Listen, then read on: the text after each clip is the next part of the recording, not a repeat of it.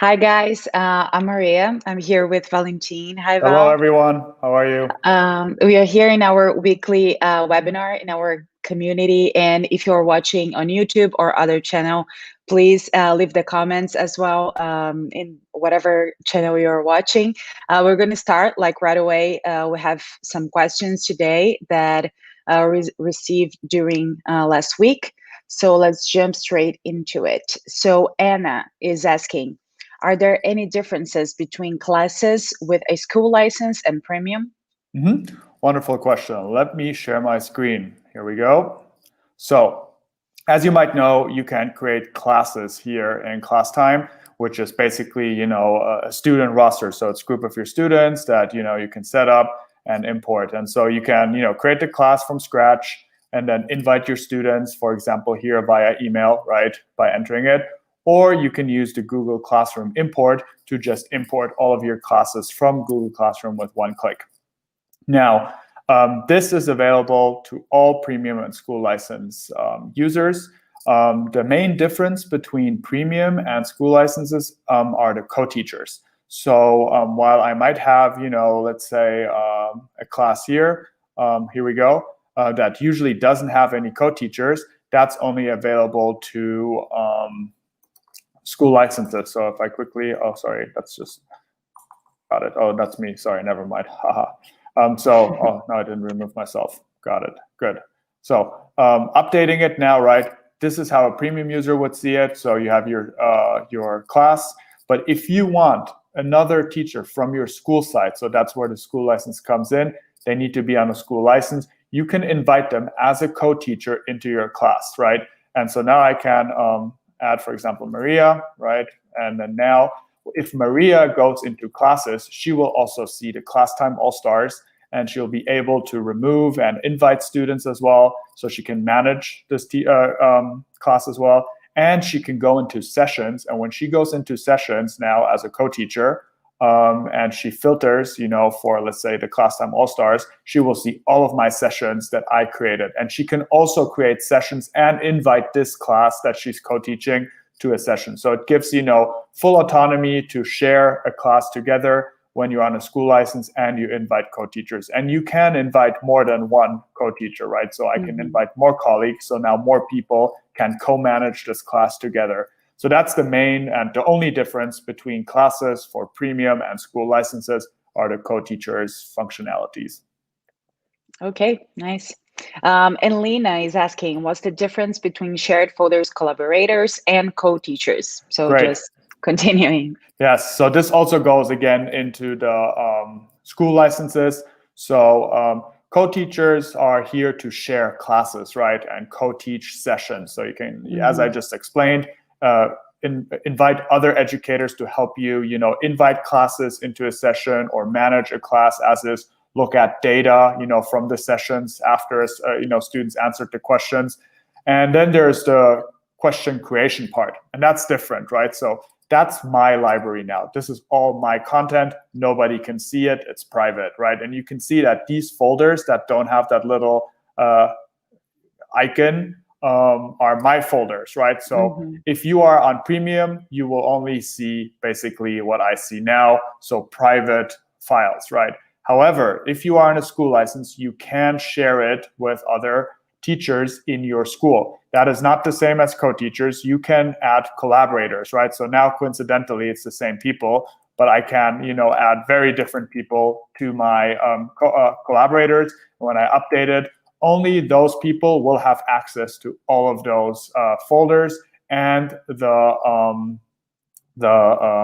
question sets within, right? And what's important to know is that every collaborator that you add to a shared folder can edit, delete, add, edit, delete any of your question sets and folders. So you're giving basically full edit access to all collaborators that you're going to add.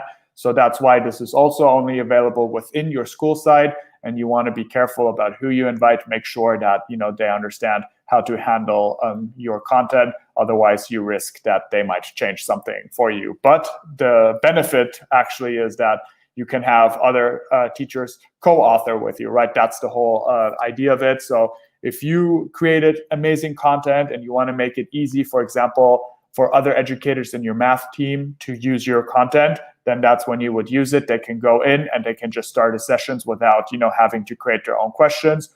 Or if you are a math team and you want to cover, certain topics, you can, divide and conquer between teachers. Say like one teacher focuses on this one, this one, this one, and then you'll have, distribute the workload of creating the questions as to your specifications in your school through the shared folders, right? So these are a bit the main use cases that we see when teachers work together on shared folders, which again is collaborators on shared folders. That's different from co-teachers with classes. So you have full flexibility, right? You can really fine-tune this. Who do you want to collaborate with and who do you want to co-teach with?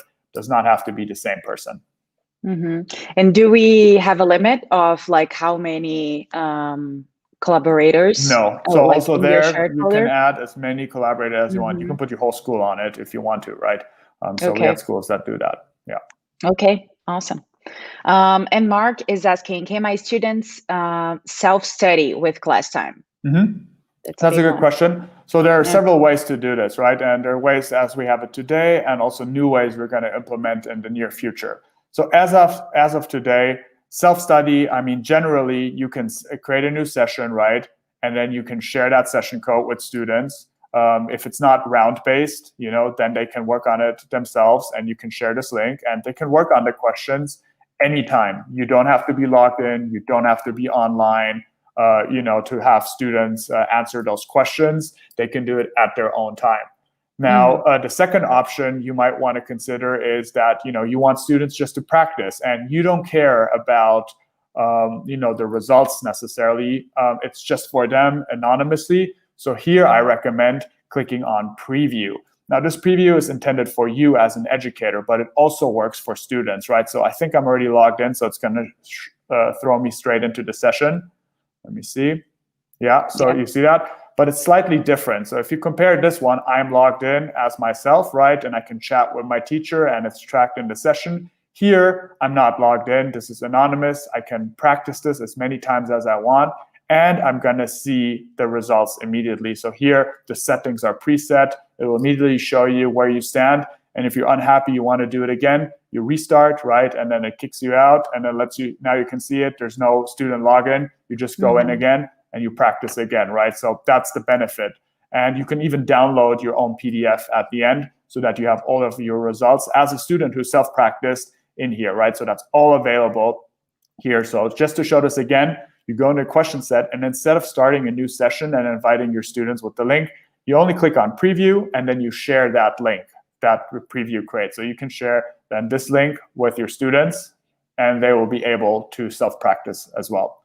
And then the third thing, and that's just like an early preview, what we are working on is that you might know that we have a student portal. So under entering the code, there's login with your student account. So when you do that, you can join in with your Google account. And so you will actually get access to a portal that is focused on students now. So you can enter your code here. You'll see that this is my account now. And I see all of my sessions, right? And also per class. So I can also filter by class and see what's going on. So as an educator, you can prepare, several question sets for them, invite them. So you need to use the class function for this, invite them as a class to this session, and then they can go in and start the sessions anytime they want, unless you set, a specific time. But if you didn't in the settings, you can start anytime and they can work through it. And then all that data is going to be visible in your sessions as well, right? So it just adds a lot more structure. And so that's available today. What we're going to do next is actually also give you the option to define a session as self-practice, where then they can go into the student portal. They'll see all of the question sets you want them to practice. And then instead of just starting and then completing it, they can actually restart it as many times as they want. So it's exactly like the preview, but built into the student portal. So we're strongly moving in that direction, and you can expect this in the coming months. Awesome.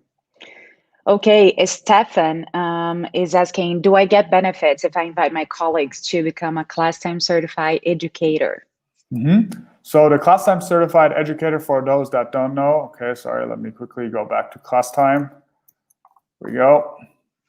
a program that helps you, prove your mastery in Classtime. You can go into your profile and then click on Certified Educator, and you'll see more information about this. You'll get a certificate, and you can be sure that you've understood the foundation of Classtime well, and you'll also get 3 months of premium free next to a badge and a certification. Now, if you refer a colleague to Classtime to become a Classtime Certified Educator, then that is not a referral in this sense. It's different from a referral program. So you will get, let's say, honor and glory, but there is no incentive for inviting Classtime Certified Educators. If you are looking for benefits, then I recommend the referral program, which you will find right under the Certified Educators, where you can introduce them to Classtime, and then both you and them will get 2 months of premium for free. Yeah. Okay.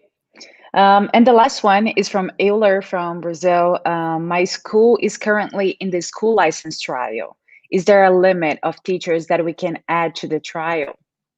So just for everyone to know that what he's referring to is here, there's a limited offer for distance learning. So if you're a new school, or you're a user and you want to have your school try it, you can sign up here. You can add the participating teacher emails, and it will get you set up on a free school license for 3 months. So this is really for educator teams who want to increase student learning and transparency within 3 months, right, by using a modern education technology.